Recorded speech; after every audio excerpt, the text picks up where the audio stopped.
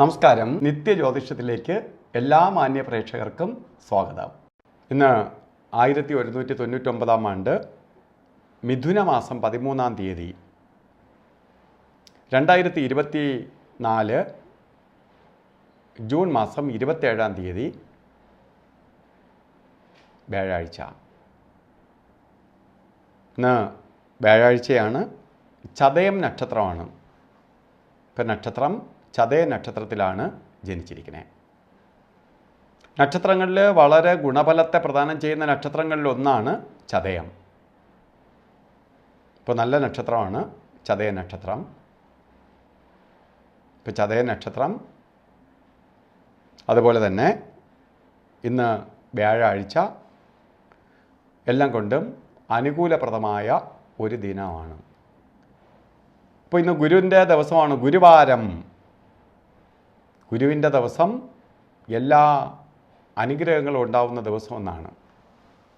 ഒരാഴ്ചയിൽ തന്നെ ഏറ്റവും നല്ല ദിവസമാണ് വ്യാഴാഴ്ച.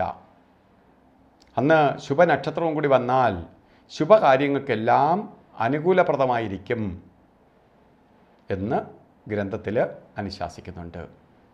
അപ്പോൾ ഇന്ന് ബർത്ത്ഡേ വന്നിട്ടുള്ളവർക്കോ ഒരു വർഷത്തെ ഫലത്തെയാണ് നമുക്ക് ബർത്ത്ഡേ വന്നിട്ടുള്ളവർക്ക് ചിന്തിക്കേണ്ടത്.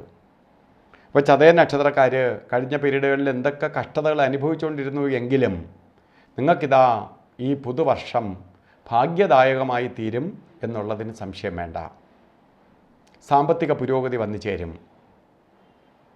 അപ്പോൾ തൊഴിലിലൂടെ ആയാലും ശരി, ജോലിയിലൂടെ ആയാലും ശരി, മറ്റു രീതിയിലും നിങ്ങൾക്ക് അംഗീകാരങ്ങൾ ലഭിക്കും.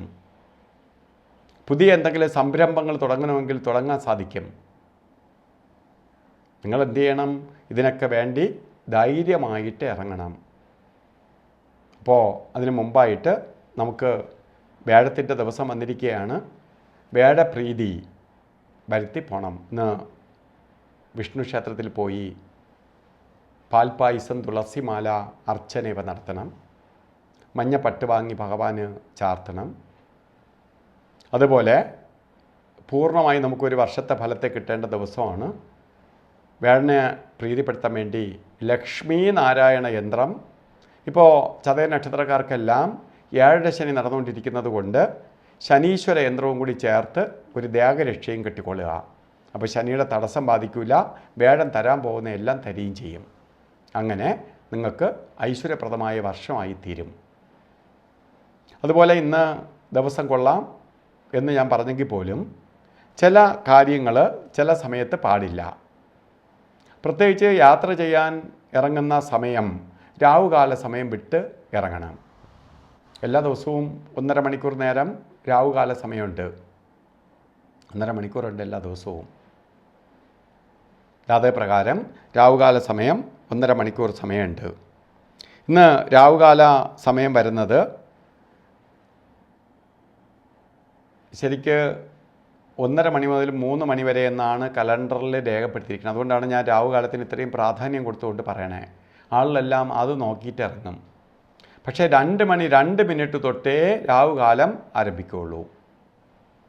3 മണി 36 മിനിറ്റ് വരെ രാവുകാല സമയമുണ്ട്. 3:36 വരെ രാവുകാല സമയമുണ്ട്. അതുപോലെ ഇന്നത്തെ അഭിജിത്ത് മുഹൂർത്തവും ഉച്ചയ്ക്ക് തുടങ്ങും. ശരിക്ക് 11 മണി 59 മിനിറ്റ് തൊട്ട് ആരംഭിക്കും. 12 മണി 45 മിനിറ്റ് വരെ അഭിജിത്ത് മുഹൂർത്തമുണ്ട്. ഈ സമയവും നമുക്ക് ശുഭപ്രദമായ കാര്യങ്ങൾക്ക് എടുക്കാം. പക്ഷേ എടുക്കാൻ പാടില്ലാത്ത 2 സമയങ്ങളാണ് ഗുളികൻ്റെയും യമകണ്ഠൻ്റെയും കാലഘട്ടം. ഇത് നമുക്ക് പ്രകൃതിയിൽ ഏറ്റവും ബ്ലോക്കായി ഏറ്റവും നെഗറ്റീവായി നിൽക്കുന്ന സമയമാണ്. ഗുളികൻ നോക്കിക്കൊണ്ടിരിക്കുന്ന സമയം, യമകണ്ഠം നോക്കിക്കൊണ്ടിരിക്കുന്ന സമയത്ത് ഓരോ കാര്യത്തിന് ഇറങ്ങിയാൽ വിപരീത ഫലം വരും.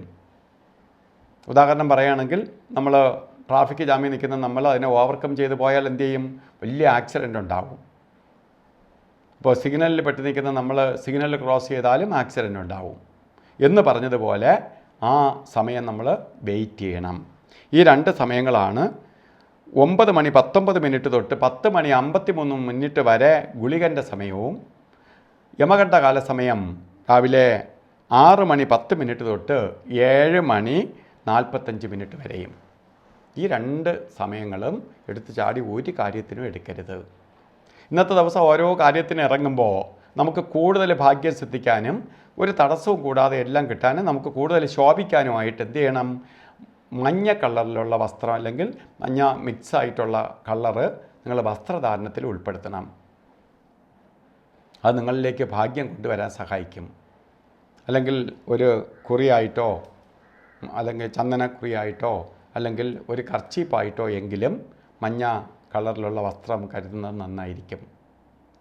അപ്പോൾ ഈ ദിവസം നിങ്ങൾക്ക് ഗുരുവിൻ്റെ കൃപയാൽ ഭാഗ്യദായകമായി തീരട്ടെ എന്ന് സർവേശ്വരനോട് പ്രാർത്ഥിച്ചുകൊണ്ട് നിർത്തുന്നു.